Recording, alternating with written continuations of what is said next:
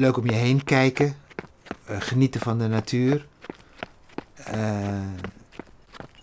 moe worden en de voldoening dat je iets aan het presteren bent. Dat zijn wel soort dingen die ik zo meemaak. En uitkijken naar de douche.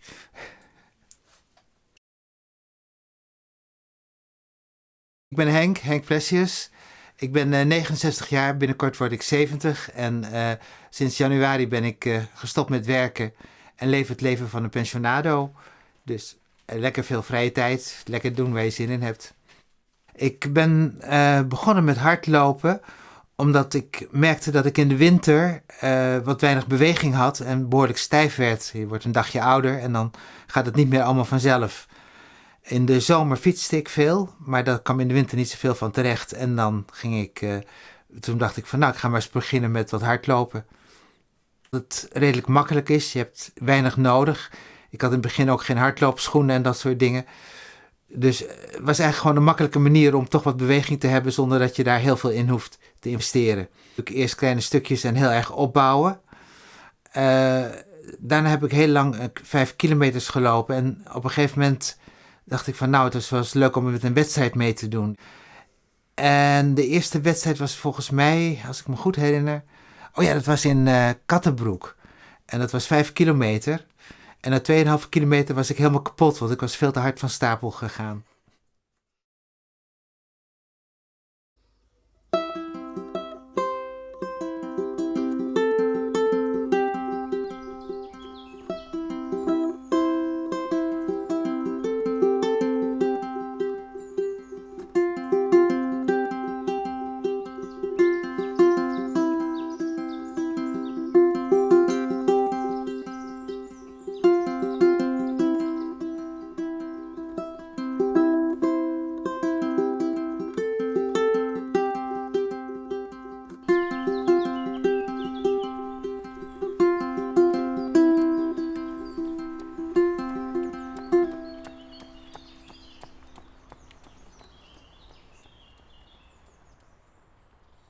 Volgende wedstrijden die ik heb meegelopen is met de Vlasakkerrun. 5 kilometer steeds. En dat was ook wel heel erg leuk om te doen. En daar heb ik met Ellen en Charlotte ook, dochters, ook gelopen. Ja. Terugkijkend denk ik dat het een goede keuze is geweest om met hardlopen te beginnen. Het was niet zo'n hele gerichte keuze of zo. En het was ook oorspronkelijk het idee om dat maar een paar maanden te doen in de winter en dan weer gewoon lekker te gaan fietsen. Maar het is zo langzamerhand is het wel mijn hoofdsport geworden. En ik geniet er echt nog steeds van. Afgelopen najaar ben ik mee gaan doen met een cursus van 10 kilometer opbouw. Dus we begonnen met 5 kilometer en elke week kwam daar wat bij. En na 10 weken liep je dan de 10 kilometer. En dat ging eigenlijk heel goed. En een bijkomend voordeel is als je zo'n paar keer per week gaat hardlopen, is dat ik toch wel zo'n 5, 6 kilo ben afgevallen sinds ik dat regelmatig doe. En dat is wel, dat kon geen kwaad. En ik had vorig jaar de 10 kilometer gelopen bij de marathon van Amersfoort. En toen lag ik op een gegeven moment in een gekke bui van, ik wil wel met de halve marathon meedoen. Dus gewoon nog een stapje verder. En toen ben ik dus verder gaan opbouwen naar die 10 kilometer, nadat ik richting de halve marathon kwam.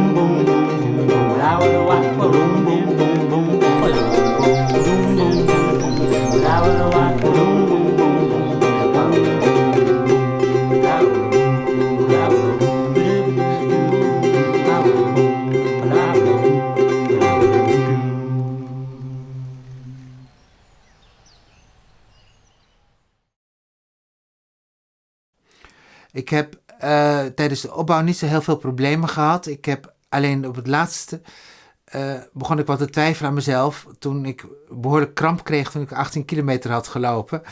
Ik dacht van ja, dat moeten we natuurlijk niet hebben met een halve marathon. Maar verder heb ik eigenlijk weinig problemen gehad. Ik denk dat ook het belangrijk is om heel rustig op te bouwen. Niet te snel van start te willen gaan.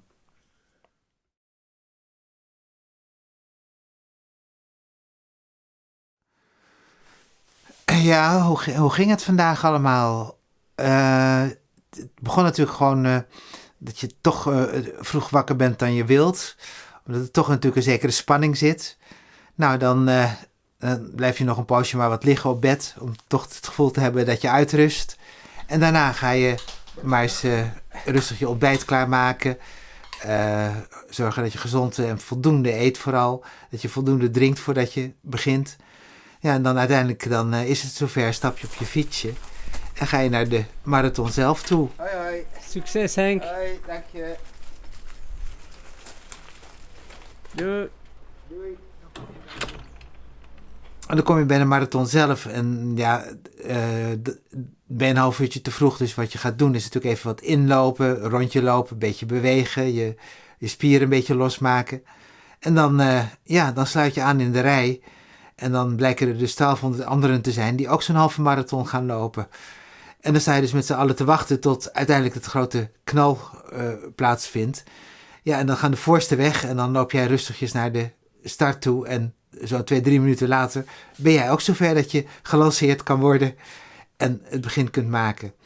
Wat me opviel was dat dat het een behoorlijk tempo in het begin ging. Harder dan ik had verwacht ook van de meeste mensen. Dus ik merkte ook dat ik in het begin te snel ging. Dat zie ik ook nog wel in mijn tijden terug. Ja, en dan binnen no time mee bij de eerste 5 kilometer. Ja, en dan begint het pas natuurlijk met een halve marathon. Want dan moet je er nog 16. En dan ga je door. En op een gegeven moment passeer je dan gelukkig het punt van de 10,5. En denk je van nou, nu kan ik net goed doorlopen. Want teruglopen, dat is langer. En ja, dan is bij een kilometer of 14, dat is ongeveer op 2/3, werd ik aangemoedigd door George en Nienke. En dat was ook wel heel leuk om te merken dat je eigen supporters bij je hebt. Maar zo langzamerhand begon het wel zwaar te worden. Ik had in de oefening niet veel meer dan 18 kilometer gelopen. En ik kon dat ook wel merken. Toen we uiteindelijk de stad ingingen, dan is het nog een kilometer of 3 lopen. En toen begon ik het toch echt te zwaar te voelen hoor. Dan loop je echt op een gegeven moment op je tandvlees, zeg maar. In plaats van dat je nog lekker loopt of zo. Dus echt afzien van, hoe kom ik er? En op een gegeven moment ben je op een punt dat je denkt, ik ga het redden. Het gaat lukken. En dan zit je helemaal te genieten van het feit dat je bijna mag stoppen. En de medaille om mag hangen. En er bent. Ja.